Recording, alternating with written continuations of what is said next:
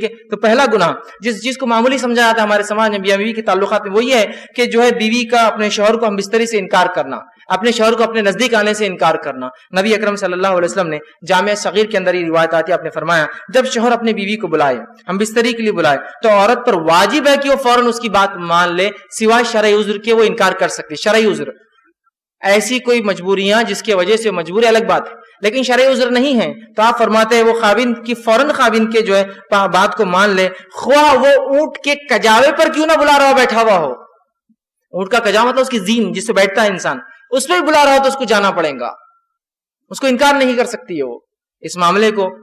خواتین جو بیویاں ہیں جو اپنے شوہر کا حق دینا چاہتی اس بات کو یہ مد نظر رکھے، اس لیے کہ جب اس معاملے میں رسول اللہ فرما رہے کوتاہی ہوتی ہے نا، شریعت نے کیوں اہمیت دی اس بات کو، اس میں کوتاہی ہوتی ہے تو انسان پھر دوسری جگہ خواہشات پوری کرنے کی کوشش کرتا ہے، پھر وہ برداشت نہیں ہوتا ہے عورت کو، یا پھر وہ سوچتا ہے کہ یہ بیوی تو میری راضی نہیں ہوتی، اس کی اپنی مرضی ہوتی ہے۔ اس معاملے میں غیر شرعی بنیادوں پر انکار کرنا،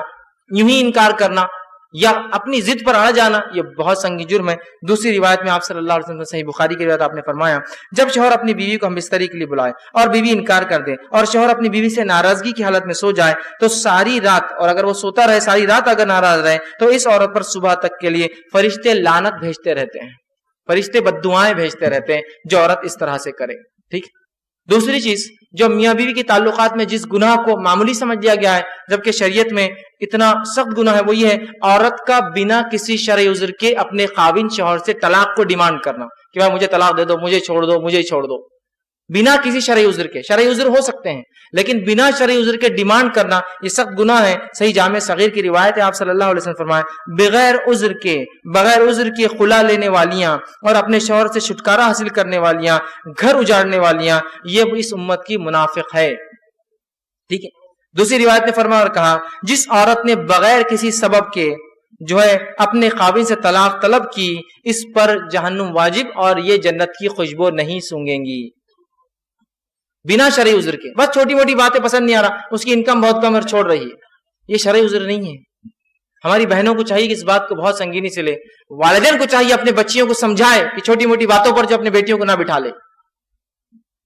ڈیمانڈ کر رہے ہیں آپ، کتنی بری بات ہے، طلاق شوہر کا حق ہے اور آپ بیٹی ڈیمانڈ کرتی ہے، شرعی عذر بھی نہیں ہے اس کے پیچھے،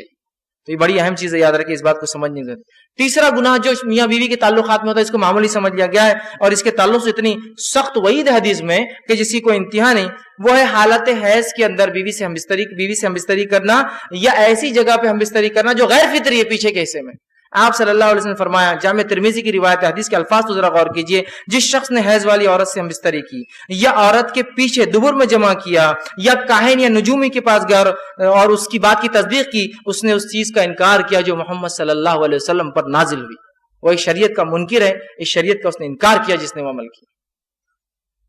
اس کے لیے کفارہ شریعت نے باندھا ہے، بہت سخت جرم ہے، لیکن لوگ اس کو سمجھ ہی نہیں پا رہے یا یہ تعلیم شاید حاصل کر ہی نہیں رہے، اس بات کو سمجھ ہی نہیں رہے کہ نکاح جب کریں تو اس سے پہلے اس کے تعلق سے، اس کے آداب، اس کے تعلق سے تمام معاملات کو سیکھا جائے۔ دنیا کی تمام چیزوں کے اندر ٹریننگ پروگرامز ہوتے ہیں، سب چیزوں کو سیکھا جا رہا ہے، لیکن شریعت کے مطابق کوئی چیز ہو تو وہاں ہم کو شرم آ رہی ہے، وہاں سیکھنے میں شرم آتی ہے۔ دنیا کی بہائی میں ہم کو شرم نہیں آتی۔ ہمارے بچے 11ویں 12ویں کے اندر جاتے ہیں، سائنس پڑھتے ہیں جس کے اندر عورت اور مرد کے جو ہے اعضاءوں کے اور تفصیلات پورے جسم کی تعلیم ہوتی ہے، وہ پڑھانا تو منظور ہے، لیکن بچے کو یہ سکھانا کہ شریعت تمہاری اور ہماری شریعت مطہرہ کیا سکھاتی ہے ہمارے بچوں، وہ ہم کو جو ہے بے شرمی بے حیائی، اور جو بولتا ہے وہ بے شرم آدمی ہے، وہ بے حیا ہے، اس کو عقل نہیں ہے، اس کو شرم اس کو ہے۔ بے شرم تو وہ ہے جو ان باتوں کو نہ بتانے کی وجہ سے امت کے اندر یہ باتیں پھیل رہی ہے، یہ برائیاں پھیل رہی ہے۔ بہرحال اسی طرح جو ہے جو باتیں میاں بیوی کی تعلقات کی میں چوتھا گناہ جس کو معمولی سمجھ لیا گیا وہ یہ ہے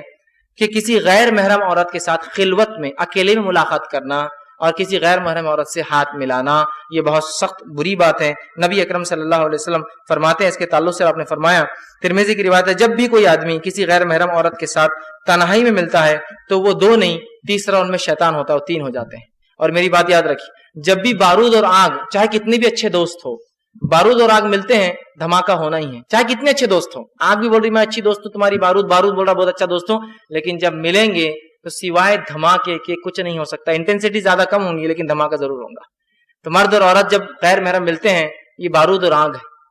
یہ کبھی بھی کتنے اچھی نیت سے ملے یہ دھماکہ ہونا ہی، یہ کبھی ساتھ نہیں رہ سکتے ہیں۔ ٹھیک، اسی طرح آپ صلی اللہ علیہ وسلم نے فرمایا اور کہا، عورت سے ہاتھ ملانا تو بہت دور کی بات ہے،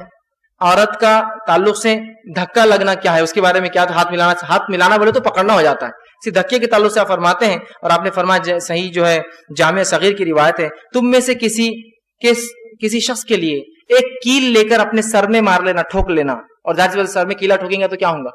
سمجھ رہے نا آپ؟ سر میں کیل لے کر ٹھوک لینا زیادہ بہتر ہے اس سے کہ کسی غیر محرم کو چھوئے، دھکا لگائے،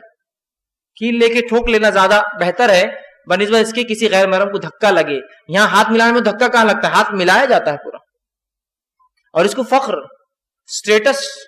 اور پتہ نہیں کیا کیا سمجھا جا رہا ہے۔ یہ کائے کا فخر اور کائے کا اسٹیٹس اوچھا پنے میرے نزدیک تو یہ نبی اکرم صلی اللہ علیہ وسلم نے کبھی کسی عورت کا ننگا ہاتھ دیکھنا بھی پسند نہیں کیا، کھلا ہاتھ۔ ایک بار ایک خاتون جس کو علم نہیں تھا شریعت کا، وہ مدینہ آئی اور بیعت آپ کے پاس بیعت کرنے کے لیے آئی، اسے پتہ نہیں تھا کہ عورتوں کی بات اللہ کے رسول کیسی لیتے ہیں۔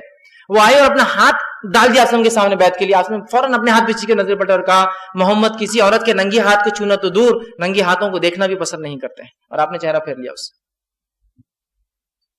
ہاتھ ملانا، اب یہ ہاتھ ملانا آفس کے لیے ہوتا ہوگا، بہت سے لوگ ان کا کلچر ہوتا ہے۔ کلچر کیا ہوتا ہے؟ کسی بھی عورت کو عید ملنے جاتے ہاتھ ملا کے ہاتھ پکڑ کے چومتے، کلچر۔ یہ کلچر پھالتو کلچر ہے، چھوڑیے اس کلچر کو، نکل کے آئیے اس کلچر سے باہر۔